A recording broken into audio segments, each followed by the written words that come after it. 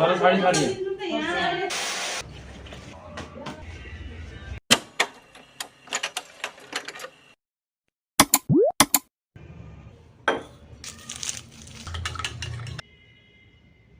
पच्चीस फरवरी 2026, मतलब आज का जो दिन है वो थोड़ा स्पेशल है, थोड़ा हैप्पी है, थोड़ा सैड है।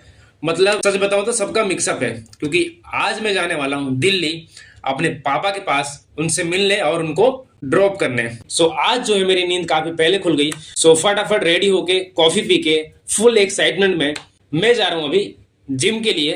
और अभी जहां मैं रहता हूं ये है नोएडा सेक्टर 143। ये भी ऑलमोस्ट हमारे गांव की तरह है, और मतलब बहुत सारी चीजें ऐसी हैं जो कि बिल्कुल गांव के सिमिलर हैं। और फटाफट मैं पहुंचा जिम। आज की जो मेरी वर्कआउट है वो है बैक और बाइसेप्स। सो मैं बैक की दो वर्कआउट करूंगा और बाइसेप्स की दो वर्कआउट करूंगा।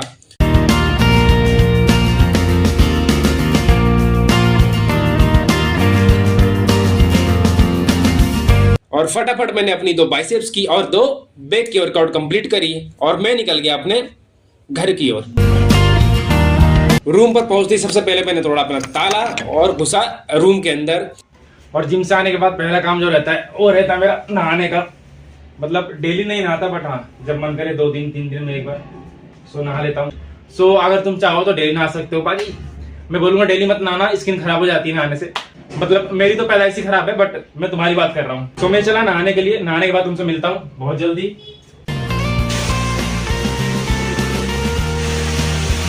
और उसके बाद किया मैंने अपना सबसे पहला काम नहाने के बाद जो कि मैं करता हूं वो है हनुमान जी की पूजा।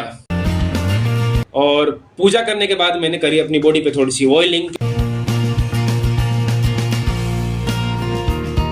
और फटाफट लोअर टी शर्ट पहन के तैयार होके मैं लग गया अपने अगले काम पे, जो कि है अपने लिए मील बनाना। मेरे पास ये ब्राउन ब्रेड के 2 स्लाइसेस जिसे खाकर मैं निकलने वाला हूँ, क्योंकि आज मेरे पास बहुत काम है और सारा मुझे अच्छे से करना है। सो वीडियो के एंड तक बने रहो एंड आई होप तुम्हें ये वीडियो पसंद आए। सो ये खा के मैं लग गया अपने अगले काम पे। सो पापा के लिए कुछ कपड़े लिए हैं और अब जा रहे हैं उनकी फिटिंग कराने के लिए। अब देखो साइज जो है बिल्कुल एग्जैक्ट तो मिलता नहीं है मार्केट में रेडीमेड लेने पे। सो किसी की स्लीव्स जो है बहुत ज्यादा चौड़ी है और किसी की हाइट ज्यादा है, और मैं चाहता हूँ कि अच्छे से इसकी फिटिंग हो जाए ताकि पापा जब पहने तो उन्हें एटलीस्ट मजा आए। सो बस वही चेक कर रहा हूं कि जो कपड़े मैंने पापा के लिए लिए हैं वो कपड़े उन्हें फिट होंगे, बड़े होंगे, छोटे होंगे या फिर होंगे ही नहीं। ये सब मेरे अंदर डाउट चल रहे थे।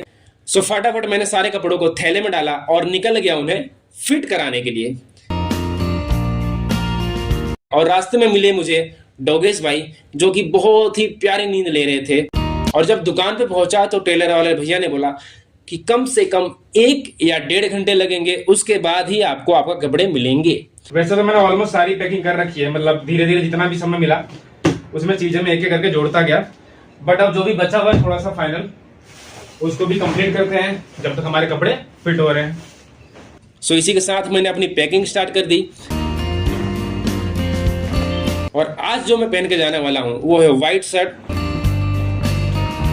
सो मेरी प्रेस जो है वो खराब हो चुकी है। सो मैं पहुंच गया बगल वाली भाभी के पास उनसे उनका प्रेस लेने के लिए, क्योंकि मुझे अपनी व्हाइट कमीज चमकानी थी। सो शर्ट और पैंट को अच्छे से प्रेस करने के बाद मैंने पैंट पहना और मैं निकल गया दर्जी वाले भैया के पास। और फाइनली उन्होंने कपड़े टाइम पे फिट कर दिए थे। सो मैं निकल गया अपने रूम के लिए। सो फटाफट मैंने अपनी जो थोड़ी बहुत बची हुई पैकिंग थी, जो थोड़े से कपड़े थे, सो उनको मैंने यहाँ वहां तोड़ मोड़ के डाले और इसी के साथ मेरी पैकिंग कंप्लीट हुई।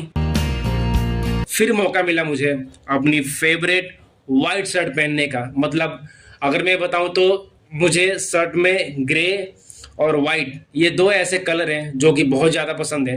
सो फटाफट मैंने स्लीव्स वगैरह फोल्ड करी, अपने आप को थोड़ा सा तैयार करा, बाल वाल सेट करे, उसके बाद थोड़ा सा सेंट लगाया, अपने आप को थोड़ा सा महकाया। शूज पहनने के बाद फाइनली मैं तैयार हो गया। एक आध पोज मारे मैंने, 2-3 फोटो क्लिक करी और निकल गया अपने अगले काम के लिए। सो बस इसी के साथ मैं निकल गया अपने अगले कार्य पे। सो बिरयानी लेके मैं पहुंच गया फटाफट ऑटो वाले भैया के पास। ऑटो में सामान रखा और मैंने बोला भैया चल पड़ो।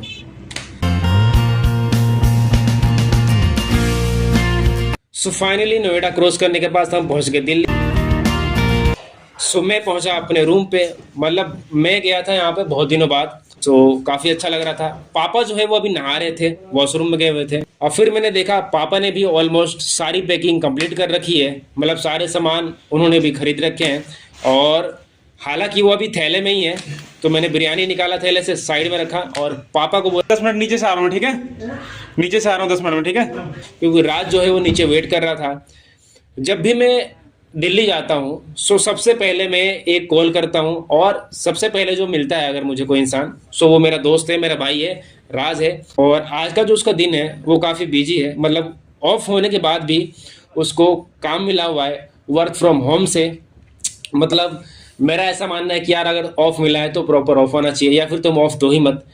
सो इसलिए वो अब मेरे साथ स्टेशन नहीं जा पाएगा, हालांकि वो जाने वाला था, बट अचानक से काम आ गया। सो उसने बोला भाई यार मैं तो जा नहीं पाऊंगा। सो थोड़ी सी बातचीत करने के बाद हमारा मूड हुआ ऑमलेट खाने का।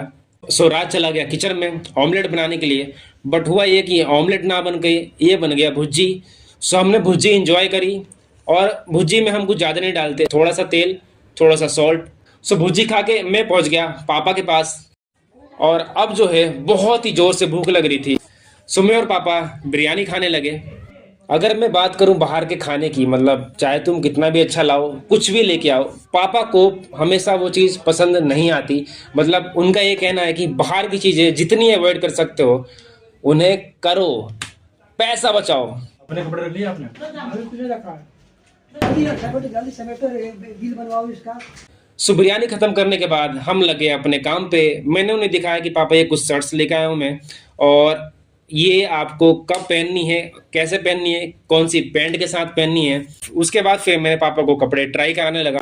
हालांकि पापा जो है वह भी काफ़ी पतले हो गए हैं, क्योंकि इन्हें अकेले ड्यूटी करनी पड़ रही है और अकेले खाना बनाना पड़ रहा है। अभी मम्मा है नहीं, वो गाँव गई हुई है। सो इस वजह से जो भी फिटिंग थी कपड़ों की वो थोड़ी सी लूज हो रही थी, बट पापा को ज़्यादा टाइट कपड़े नहीं पसंद, उन्हें फिटिंग वाले कपड़े नहीं पसंद। सो उनके हिसाब से वो चीज़ परफेक्ट थी। सो इसी के साथ पापा मुझे दिखाने लग गए अपनी साड़ियों की कलेक्शन, मतलब जो साड़ियाँ लेके आए थे।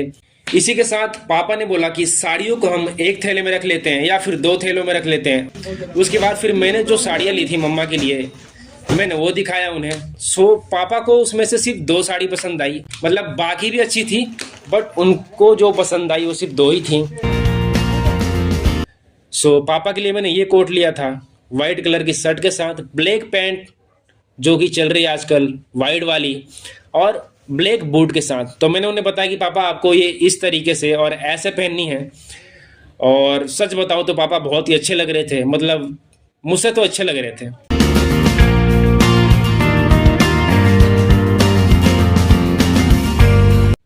उसके बाद मैंने पापा की एक आध फोटो क्लिक करी, मम्मा को सेंड किया, और मम्मा को काफ़ी अच्छा लगा। और अब जो बारी था वो लास्ट ट्रायल था, वो ट्रायल था स्पीकर का, क्योंकि होली आने वाली है और 4 तारीख की होली है, आज 25 फरवरी है। सो ये जो होली होने वाली है मम्मी और पापा की एक साथ, ये ऑलमोस्ट 13 साल बाद होने वाली है। मतलब 13 साल बाद ऐसा हो रहा है कि होली पे पापा मम्मी दोनों साथ हैं। थोड़ा सा मुश्किल इसलिए हो रहा था क्योंकि पापा इस तरीके की चीज़ें यूज़ नहीं करते हैं, ना ही वो खरीदते हैं। सो मेरे 1 से 2 बार समझाने के बाद पापा को समझ में आ गया। सो इसी के साथ पापा तैयार होने लगे स्टेशन के लिए। जो भी बची हुई थोड़ी सी पैकिंग थी उसको कंप्लीट करने में लग गया। फाइनली पैकिंग कंप्लीट हुई, पापा भी तैयार हुए, अच्छे से परफ्यूम लगाकर एकदम महक गए, और इसी के साथ हम पूरी तरह तैयार हो गए स्टेशन जाने के लिए। सामान थोड़ा बाहर करा और उसके बाद ताला लगाकर हम निकल गए स्टेशन के लिए।